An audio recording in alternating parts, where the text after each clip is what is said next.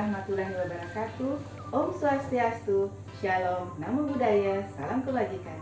Hai anak-anak hebat, berjumpa kembali dengan Ibu Negusti Ayu Trirahmani, Guru SMP Negeri 4 Toili Barat.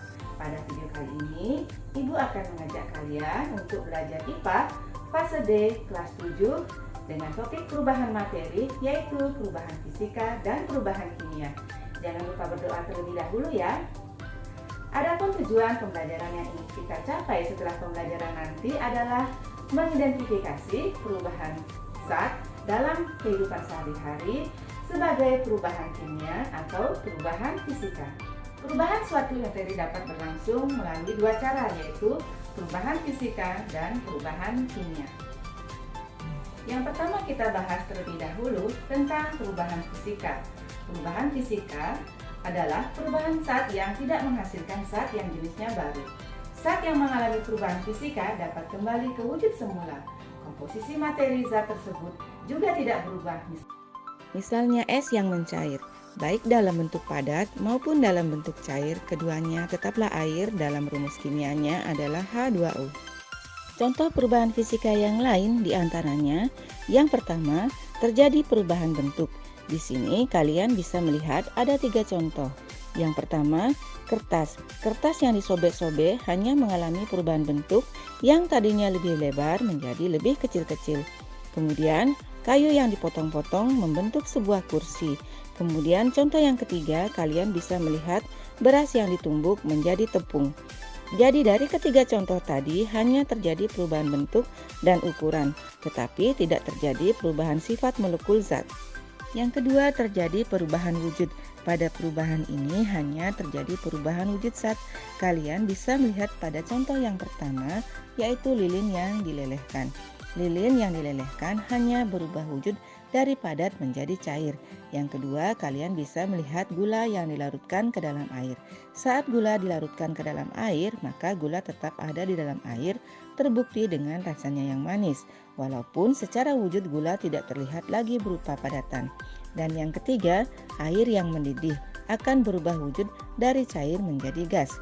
Contoh lain perubahan fisika diantaranya logam aluminium yang dicetak menjadi perabotan, besi yang dicetak menjadi kapal kuda atau benda-benda lainnya, batu yang dipecah menjadi kerikil, mengembun, menyublim, dan lain-lain. Sedangkan perubahan kimia adalah perubahan suatu zat yang menghasilkan atau membentuk zat yang jenisnya baru. Perubahan kimia merupakan perubahan yang bersifat kekal. Perubahan yang terjadi diikuti oleh perubahan zat kimia melalui reaksi kimia.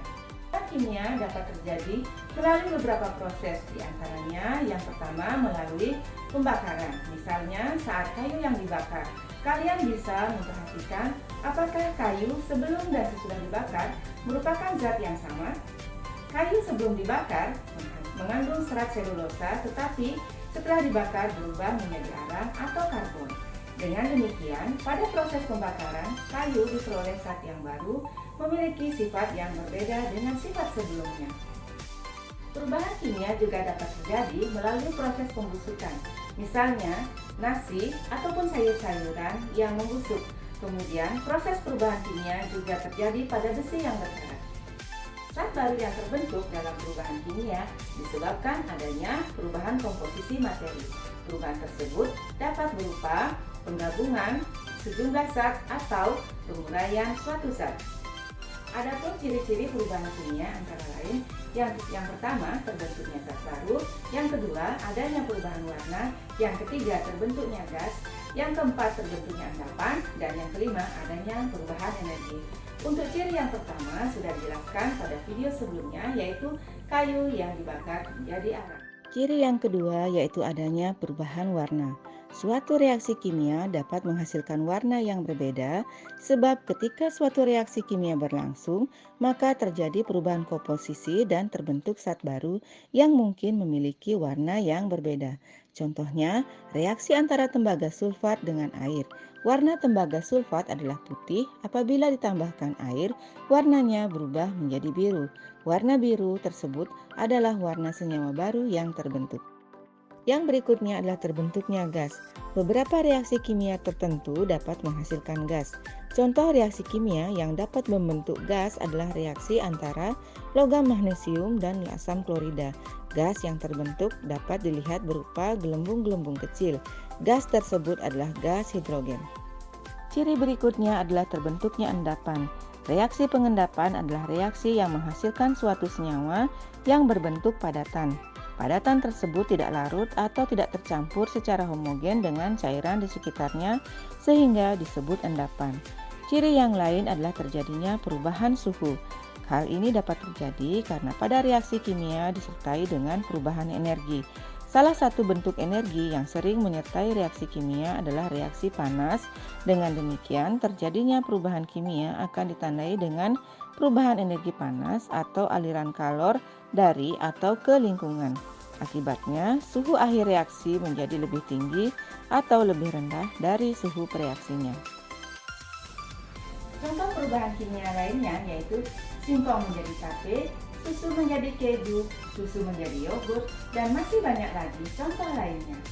Bagaimana? Mudah dipahami bukan? Baiklah anak-anak hebat, sampai di sini pembelajaran kita hari ini.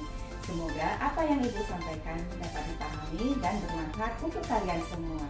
Sampai jumpa di video-video pembelajaran Ibu berikutnya. Terima kasih. Wassalamualaikum warahmatullahi wabarakatuh. Om Santi Santi.